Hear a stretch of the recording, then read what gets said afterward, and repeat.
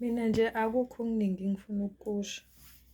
Into engicikayo yazi ukuthi ngiciwa abantu abanganamqondo. Iyona nto nje engicikayo tu.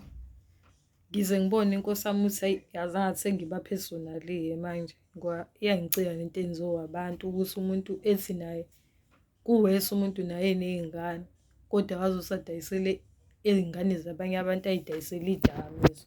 Hhayi leyo nto iyangicika ngempela ukuthi nathi siwumphakathi sithole sithini abantu bebulala iy'ngane zethu bey'dayisela iy'dakamizwa. Ayikho i-excuse yokuthi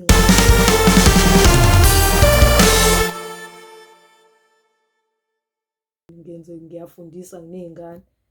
Akuyona into leyo nto ngibe ngibulala ezinye zabantu iy'ngane. Akuyona indlela leyo mina ayi iyangicika leyo nto. Angazi ukuthi abanye abantu bacabanga kanjani kodwa nje mina ayi iyangicika leyo nto.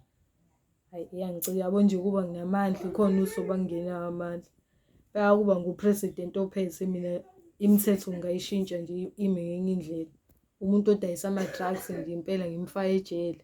Angaphinde nje alibone ilanga ngoba naye ubulala intsha. Iyo lento eyenza ukuthi kube khona ubukhotheni obungaka ngoba ubukhotheni buqala umuntu emncane adle iy'dakamizwa athi esuka abe yontshontsha. Umuntu akathi esuka nje beyontshontsha uqala adle iy'dakamizwa before ayontshontsha. Yingakho kugcwele osikhotheni abangaka.